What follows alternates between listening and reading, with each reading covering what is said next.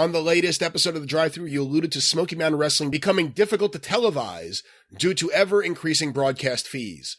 As I understand it, this problem plagued wrestling at large as soon as Mark Fowler's FCC deregulations in 1984. Jack Briscoe even cites it as why he sold Georgia Championship Wrestling out to Vince. Quote, local promotions weren't going to be able to survive much longer due to the costs. In hindsight, what could the territories have done to remain viable in the face of this evolving obstacle? And what lessons, if any, could prove relevant to modern wrestling, given WWE's amassing issues with 3-hour Raws, advertiser stigma, free-falling ratings, low-ball network contracts? Jesus Christ! Let me stick to my area of expertise there. Yes, the deregulation, and really it started hitting in the late 80s. Because it wasn't just the deregulation. It was the deregulation combined with the fact that the local territories who'd had long-standing relationships with key TV stations in their markets folded up and went out of business. And if somebody else came in, it wasn't the same. And it was a few years later, it wasn't the same relationship. And it also, it wasn't as, because now it wasn't like, we have wrestling on our air already. It's doing big ratings. We know we'll catch shit if we cancel it. And these people have been doing business with us for 20 years. It was, well, we used to have wrestling, but it went away and people have gotten over it. And now if we put another one on with these people that have just popped up, they're going to have to pay us the same thing as Richard Simmons is to plug Deal-A-Meal. So it was the territories going away and breaking those relationships and those habits and the people accepting the fact they didn't have local wrestling on their TV anymore. And then the deregulation was the big thing then, because they didn't have paid programming until that. It was, it was not legal to have that much commercial time. So another example of Republican administrations deregulating things and people getting fucked for it. But so all of that played a part. And I think if the territories, or at least the strong ones that had good relationships, I mean, Memphis TV continued till 1997, and they paid Jerry Jarrett to produce his television show there. There were places, it would have been harder, but there were places that the territories were strong and had good relationships with the stations where they probably would have been okay, and they probably would have had to pay some more money than they had been paying.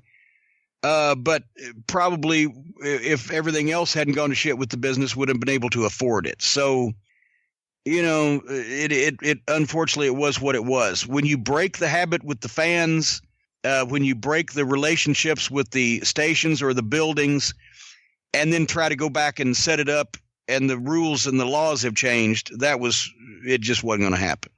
So that's my hindsight on getting television and our markets were somewhat affordable, but a couple that we wanted to get into were unaffordable. And that was, a big problem for almost everybody.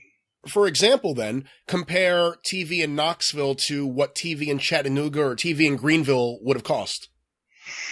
Well, the thing is, if we'd have just paid for it outright and just gone in like paid programming and bought it, it would have been $1,000 a week or more. We were able to get a deal in Knoxville because Fox 43 was the weak sister station out of the four, where at the start we were paying $400 a week, and they were keeping, I think, 6 minutes of the time.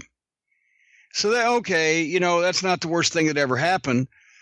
In Bristol, the Tri-Cities, we got it added up, but still we were on an NBC affiliate Sunday at 11 o'clock that had a reach of 100 miles in every direction for $700 a week. And now people are going, what the fuck? This was a big deal. This was back then it was a lot of money because wrestling shows didn't used to pay at all. But to get into Charlotte, for example, just the mark rates for paid programming that we were quoted if we wandered in off the street were for the network affiliates were $2,000 and $3,000 and $4,000 a week, depending on the day part that you were purchasing. So it had to be a combination of us willing to pay something to open the door and the station willing to put wrestling on for less than paid programming, but knowing that it's popular in the community and they like the program and it would get ratings. Our ratings were better in Knoxville and Johnson City than anything on Sunday morning except Meet the Press, whose audience skewed old, white, and dead. But everybody else was watching TV on Sunday morning, and either town was watching our wrestling program by 2 or 3 to 1. But we still had to pay something because they could theoretically sell that time slot for more money and just not give a shit whether anybody watched or not. So it was a balancing act. It may make you happy to know that I actually missed Meet the Press today to record this show with you. Well, yeah, because Meet the Press used to piss me off. I mean, what the? But I think the average age legitimately was like, it was 65 plus was the average viewer at that time. Anyway, go ahead. And considering what's happening in the world, it's less Meet the Press than Meet the Press. And you're just depressed the whole time. But listen, when you put together your original business plan for Smoky Mountain Wrestling and how you expected the P&L to be, where you expected the money to come from, where you expected the money to go, how much of this were you aware of? How much of this really was a changing face of television as you were putting Smoky Mountain together?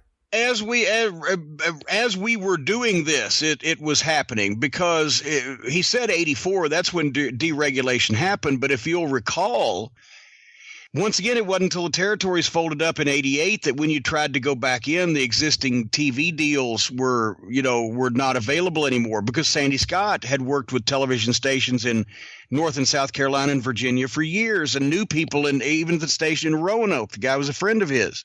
But going in 1991, it was like 15 years later than going in 1989.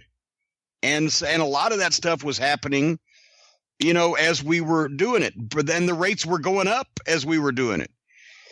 And when, for example, when the sales manager at the station in Bristol, Tennessee, WCYB, the Tri-Cities, who had been a fan of our program and who knew that, we did live events in the area constantly and promoted the station and people liked the show and et cetera, he moves to another station and the next sales manager says, well, we could sell that hour for $1,000 a week. So give us $1,000 a week or we don't give a shit about wrestling. That was basically that. That's what you had to put up with and try to stay away from. And so in some places, it's like everything else. You had somebody who was into what you were doing and glad to help. And other places, you had people who didn't give a shit.